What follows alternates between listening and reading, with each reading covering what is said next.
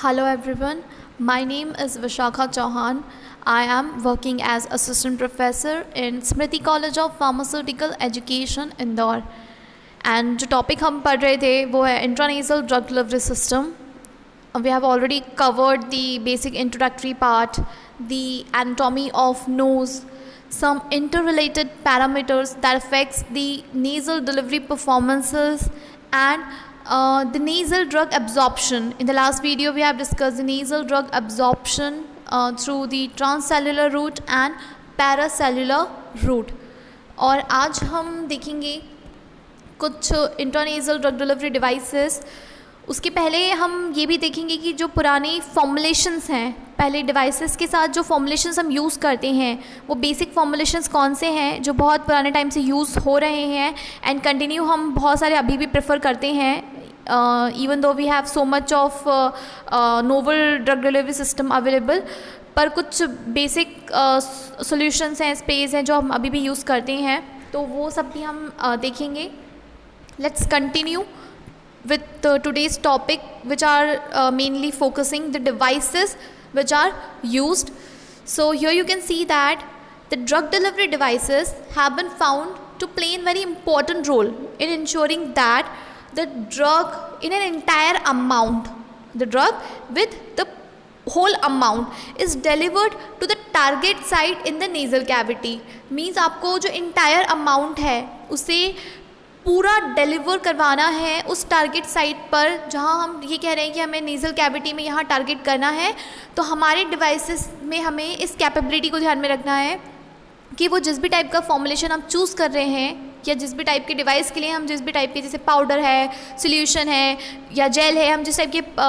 उसको चूज़ कर रहे हैं फॉर्मुलेशन को, वो हमारा जो है ड्रग का अमाउंट जो हमारे एक्शन के लिए बहुत इम्पॉर्टेंट है कि वो पूरा अमाउंट जितना हम बोल रहे हैं कि इतना पूरा डोज जो है वो एक बार में डिलीवर करने के बाद ही जो है आपको इफ़ेक्ट देखने को मिलेगा. तो हमें नेज़ल कैविटी में जो है वो पूरा अमाउंट जो है वेस्ट नहीं होना चाहिए, या फिर जैसे हमने इसके पहले देखा था कि क्लियरेंसेस होते हैं, म्यूकोसिलरी क्लियरेंसेस होते हैं, तो इन सब में वो अमाउंट वेस्ट ना हो. कुछ इस तरीके से जो है हम फॉर्मुलेशन और डिवाइस का कॉम्बिनेशन डिसाइड करते हैं. The next is, it is difficult to precisely deliver the drug to the olfactory region of the human nasal cavity. The olfactory region, I have told you that there is respiratory region, olfactory region. तो ये जो olfactory region है यहाँ पर जो है आपको precisely deliver करना थोड़ा सा difficult हो जाता है, लेकिन क्योंकि टारगेट साइट हमें अचीव करना है तो हमें प्रिसिशन लाना होगा हमारी ड्रग डिलीवरी टेक्निक में, जिससे जो है हम एग्जैक्ट टारगेट साइट जो है अचीव कर सकें. The reason is found high up in the nasal cavity. हमने टर्बिनेट्स देखे थे, टर्बिनेट्स के साइड में हमने आपको ऐसे बताया था एनाटॉमी के साथ में कि जो ऑल्फैक्टरी रीजन है वो कहाँ पर है और वहाँ तक जो है, क्योंकि वो थोड़ा सा ऊपर है, तो किस तरीके से वहाँ तक, क्योंकि आप जानते हैं कि नीचे से जब हम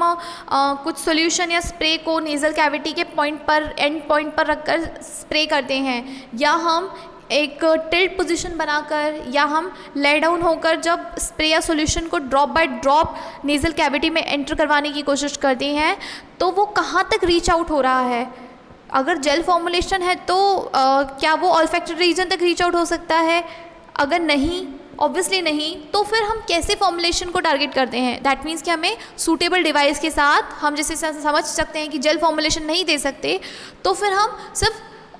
किस टॉपिकल रिलीफ केस के लिए हम जेल फॉर्मुलेशन यूज़ करें, किस सेंसिटिव केस के लिए या टारगेट केस के लिए, साइट स्पेसिफिक के लिए हम किस तरीके की फॉर्मुलेशन बनाएं, कितने लॉन्गर पीरियड ऑफ टाइम के लिए हम उसे होल्ड करें, ये सब चीज़ों को ही हम जो है चैलेंज को एक्सेप्ट करते करते जो है हम नोवल ड्रग डिलीवरी सिस्टम की तरफ आगे बढ़ते हैं. Here you can see that the basic nasal formulations, इन सभी के बारे में आप जानते हैं. सबसे सिंपल चीज़ें हैं नेज़ल ड्रॉप, जो बिल्कुल लिक्विड सॉल्यूशन है वो ड्रॉप बाय ड्रॉप जो है आपको पीपेट के थ्रू, या जैसे पहले डालते थे बिल्कुल ड्रॉप बाय ड्रॉप, या आजकल जो वो बॉटल्स आती हैं उसके थ्रू आप जो है ड्रॉप्स एंटर कर सकते हैं नेज़ल कैविटी में. नेज़ल स्प्रे अगर हम थोड़े से और मॉडिफाइड बात करें तो वही सॉल्यूशन को जब आप स्प्रे बॉटल्स में डालते हो तो आपका जो एप्लीकेशन पार्ट है वो अ बिट मोर कन्वीनियंट हो जाता है. In nasal spray bottles, using the spray bottles. Then फिर है नेज़ल पाउडर्स। अगर हम समझते हैं कि हमारे पास जो है किसी तरीके की पंप, एक्चुएटर सिस्टम्स ये अवेलेबल हैं, तो हम क्या कर सकते हैं, पाउडर्स को इसकी मदद से काफ़ी अच्छे स्पीड या कह सकते हैं अच्छे ब्लेंड के थ्रू हम जो है अंदर तक पहुंचा सकते हैं, जो कि पाउडर जो है बिल्कुल स्मॉल पार्टिकल्स जो होते हैं वो काफ़ी टाइम तक अंदर होल्ड हो सकते हैं। देन है नेज़ल जेल्स। काफ़ी थिक कंसिस्टेंसी वाले जेल्स न फॉलो करते हुए हम थोड़े से लिक्विफाइड कंसिस्टेंसी वाले जेल फॉलो करें। बट इसका ड्रॉबैक यही है कि जो जेल है अगर हम वापस नॉर्मल पोजीशन में आते हैं हमारी, तो फिर जो है जेल सिस्टम जो है थोड़े से आपको इनकन्वीनियंट फीलिंग देते हैं, अनकंफर्टेबल फीलिंग देते हैं। Same with solution also, same disadvantage. Then अगर हम थोड़ा सा हार्ड जेल यूज़ करते हैं, लाइक जो जिसकी कंसिस्टेंसी थोड़ा सा सॉल्यूशन जैसी ना हो, अच्छी थोड़ी सी थिक हो, जिसकी वजह से जो है हमको काफ़ी ज़्यादा अनकंफर्टेबल ना लगे एप्लीकेशन में। बट ये है कि फिर इससे हम टारगेट जो है वो काफ़ी अंदर तक नहीं कर पाते हैं। ये थोड़ा सा कंपैरेटिवली इतना रिलायबल नहीं है, टारगेट के लिए तो बिल्कुल नहीं है।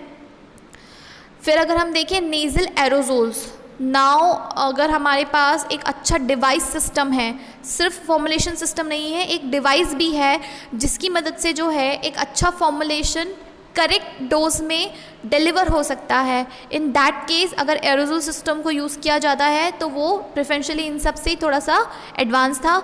एंड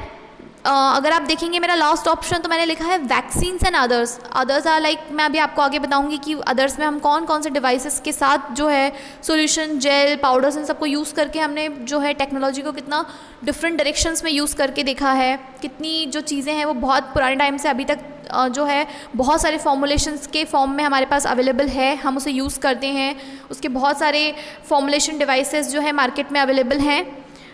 और वैक्सीन डिलीवरी, अगर हम वैक्सीन डिलीवरी की बात करते हैं तो बहुत अच्छा रूट है कि हम एक ही बार में जो है वैक्सीन को डिलीवर करके उसको बार बार इरिटेशन, बार बार जो है जैसे हम कह रहे हैं कि नोज़ और नेज़ल कैविटी का एरिया वो काफ़ी सेंसिटिव है, आपको इचिंग, रैशेस या किसी भी टाइप की नेज़ल डिकंजेशन या फिर कोई भी ऐसी सेंसिटिविटी हो सकती है जिसकी वजह से आपको जो है बार बार वहाँ से ड्रग को टारगेट तक पहुंचाना थोड़ा सा इनकन्वीनियंट लगे। इन दैट केस हम वैक्सीन डिलीवरीज भी करते हैं, जिसकी मदद से क्या है बहुत आसानी से जो है हम in a one shot we can deliver the certain amount of drug into the nasal cavity with the effortless and reliable results also. ये सारे फॉर्मुलेशंस हम वन बाय वन देखेंगे, but in today's video I am trying to focus on the devices part. So here you can see devices for liquid formulation. हम start करते हैं कि सबसे पहले वो डिवाइसेस जो कि लिक्विड फॉर्मुलेशंस के लिए अवेलेबल हैं, कौन कौन से हैं जो आपने मतलब सुने हैं, नहीं सुने हैं, तो अभी आप देखेंगे कि कौन कौन से फॉर्मुलेशन अवेलेबल हैं और वो कितने टाइम से जो है हमारी इस टाइप के डिलीवरी सिस्टम में अपना रोल प्ले करते हैं। The liquid formulations are mainly aqueous solutions, but suspension and emulsion can also be delivered. कि आप ये तो जानते हैं कि जो सोल्यूशन आप देख रहे हैं वो एक एक्वस सोल्यूशन है, आपको ड्रॉपर की हेल्प से या स्प्रे की हेल्प से उसे यूज़ करना है। बट आप अगर उसकी कंसिस्टेंसी में चेंज करते हैं और अगर आप फॉर्मूला कुछ इस तरीके का बनाते हैं कि आप उसी फॉर्मुलेशन को सस्पेंशन और इमल्शन में कन्वर्ट करते हैं, देन ये डिलीवरी सिस्टम भी आप बहुत टाइम से देख रहे हैं कि मार्केट में अवेलेबल है। Liquid formulations are considered convenient particularly for topical indications where the humidification counteracts the dryness and crusting often accompanying the chronic nasal diseases। हम solutions को एक तरीके से फेवरेबल भी कह रहे हैं और हम जानते हैं कि कहाँ उसके ड्रॉबैक्स भी हैं, बट यहाँ हमें ये देखना है कि पर्टिकुलरली अगर हम कुछ टॉपिकल इंडिकेशंस की वजह से अगर चूज़ करते हैं, हमें पता है कि जो ड्राइनेस पार्ट है, अगर इन सब चीज़ों को अगर हम उस तरीके के फॉर्मुलेशन में मतलब कि एक लूज़ कंसिस्टेंसी मतलब जिसकी कंसिस्टेंसी ज़्यादा थिक ना हो, अगर इस तरीके के फॉर्मुलेशन से देते हैं तो एक क्रॉनिक नेज़ल डिसीज़ अगर आप में आप इसी उसको फॉलो करते हैं, then this is not that much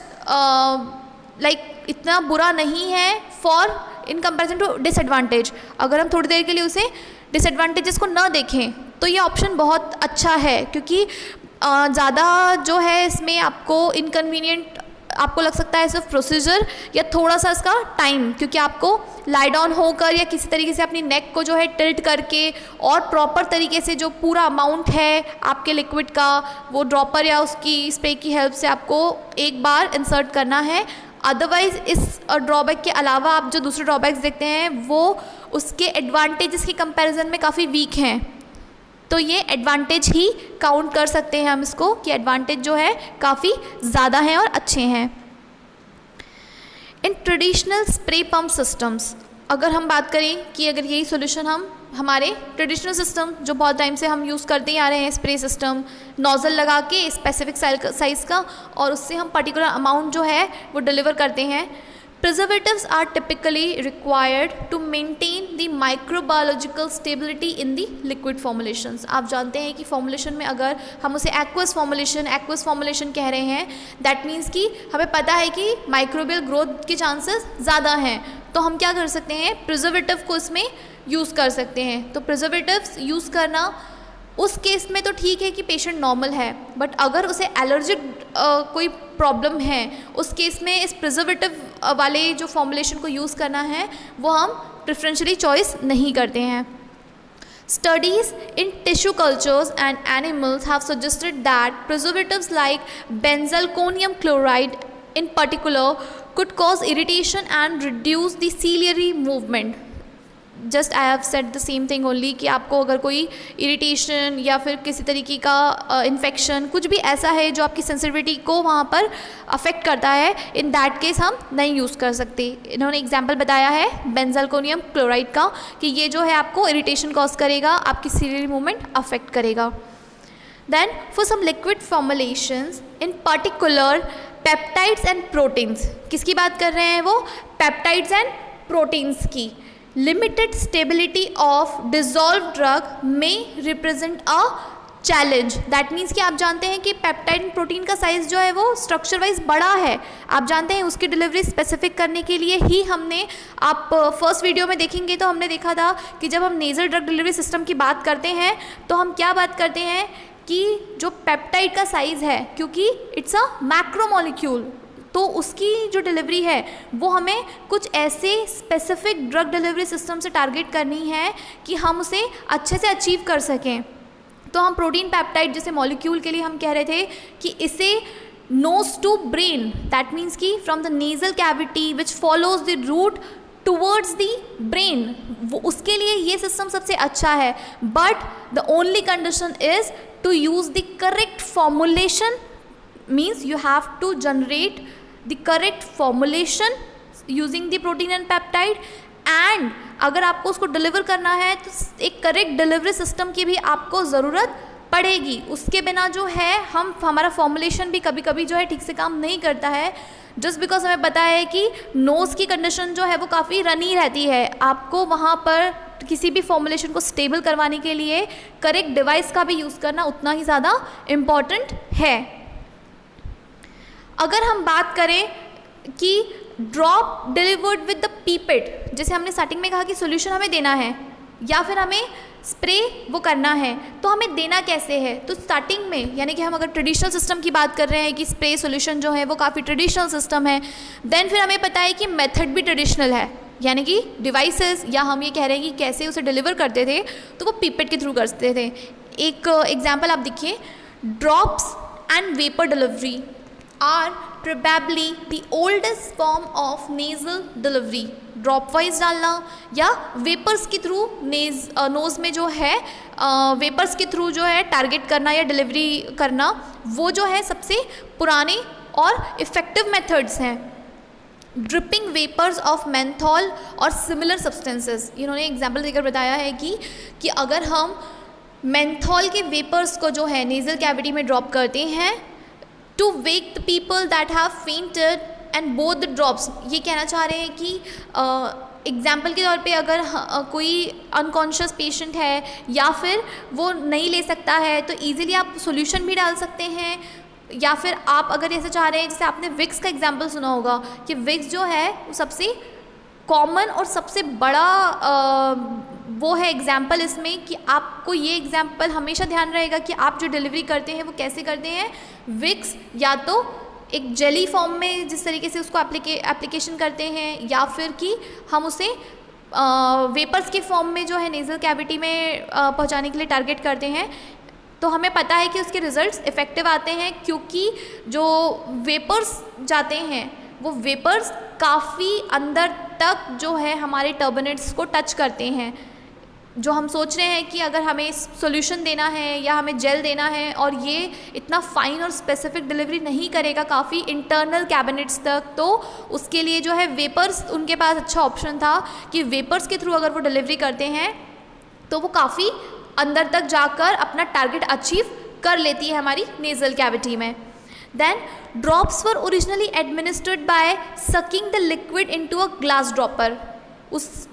time में वो एग्जाम्पल उन्होंने बताया है कि एक ग्लास ड्रॉपर हुआ करता था, जिसकी मदद से वो उसमें लिक्विड जो है उस ड्रॉपर में सक करके और आपकी नेज़ल कैविटी में, आपके नॉस्ट्रल में जो है वो ड्रॉपर इंसर्ट करके, और वहाँ से आपको ड्रॉप बाय ड्रॉप जो है सॉल्यूशन जो अंदर की तरफ डिलीवर करने की कोशिश करती थी। Extended neck before squeezing the rubber top to emit the dropper. Same आपने पीपेट देखा होगा कि it's a glass pipette and that there is a rubber cap over it, जिसकी मदद से हम जो करते हैं लिक्विड को उस पीपेट में सक आउट कर लेते हैं, एंड देन फिर उसको ड्रॉप बाय ड्रॉप जो है हम डिलीवर कर सकते हैं। For multipurpose use drops have to be a large extent been replaced by meter dose spray pump। अब इस तरीके के जहाँ पर कन्वीनियंट का प्रॉब्लम आ रहा था इस तरीके की चीज़ों को यूज़ करके, एंड आप उसको रिप्लेसमेंट के तौर पे अगर देखें तो सबसे बड़ा रिप्लेसमेंट था स्प्रे पम्प्स, और स्प्रे पम्प्स भी meter dose, that means correct quantity, exact quantity जो कि एक बार में ही इन वन शॉट डिलीवरी जो जाएगी, तो ये जो है उसका ऑप्शन था। The blow fill seal technique are the common for OTC products like decongestants and saline. इन्होंने ये एग्जाम्पल देकर बताया है कि ब्लोफील्ड सील टेक्निक जो थी कि आप उसको ब्लो कर करके जो है उससे आप जो लिक्विड है वो अंदर फिल करते हैं एंड देन फिर उसको डिलीवर करते हैं। ये उस तरीके की टेक्निक जो है कॉमन प्रोडक्ट्स के साथ यूज़ होती थी in only case of some decongestant products and saline products. And advantage is that preservative are not required, कि आपको जो प्रिजर्वेटिव डालने से टॉक्सिसिटी या कभी एलर्जी कंडीशन या इस तरीके का इनकन्वीनियंस आ रहा था, तो इसमें प्रिजर्वेटिव्स नहीं थे, जो कि इसका प्लस पॉइंट था।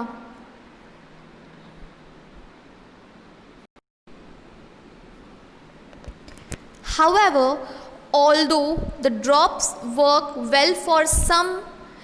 their popularity is limited by the need of head-down body position and extreme neck extension required for the desired gravity-driven position for drops। जो कि हमने अभी देखा कि कुछ लोगों के लिए तो ये अच्छा ऑप्शन था कि you just have to suck up the liquid into a dropper and just drop wise you can add the solution into the nasal cavity, लेकिन वही ऑप्शन सबके लिए कन्वीनियंट नहीं भी हो सकता है। तो इन्होंने कहा है कि वो जो हेड डाउन बॉडी पोजीशन है, कि आप जो है अपने हेड को इस तरीके से झुकाकर टिल्ट करें कि आपकी नेज़ल कैविटी जो है एकदम स्ट्रेट रहे ड्रॉपर के लिए, ताकि वो एग्जैक्ट जो है आपकी नेज़ल कैविटी में पर्टिकुलर ड्रॉप जो है ऐड कर सके। And for few of your time you have to be in the same position, ताकि जो है आपका सोल्यूशन अच्छे से आपकी कैविटी में अब्जॉर्ब हो जाए और उसके बाद जो है आप अपने आप को back to the normal position कर सकते हैं। या फिर जो ग्रेविटी ड्रिवन पोजीशन, जो कि हम या तो हम हमारी नेक को एकदम डायरेक्टली टिल्ट करें और या फिर एकदम जो हमने देखा कि हेड डाउन बॉडी पोजीशन में मूव करें, ये दोनों ही सबके लिए कन्वीनियंट नहीं था। For example for the old age patient, उनके लिए ये कन्वीनियंट नहीं था सपोज, देन उस वजह से जो है स्प्रे सिस्टम ने थोड़ी पॉपुलैरिटी गेन ईजिली कर ली। compliance is often poor as patient with rhinosinusitis often experience the increased headache and discomfort in head down position, क्योंकि इस साइनस सिचुएशन में वो काफ़ी ज़्यादा देर तक अपने आप को उस पोजीशन में नहीं रख सकते थे एंड डिस्कम्फर्ट बॉडी का जितना बढ़ जाता था तो वो जो है डिलीवरी सिस्टम पे काम नहीं कर पा रहे थे, यानी कि पेशेंट कंप्लायंस यहाँ पर लैक हो रही थी, जिस वजह से जो है ये एकदम से मार्केट से धीरे धीरे इसका यूज़ कम होता चला गया। इन द नेक्स्ट वीडियो मैं आपको अगले सिस्टम के बारे में बताऊंगी और अगले डिवाइस के बारे में भी। Till then, thank you so much.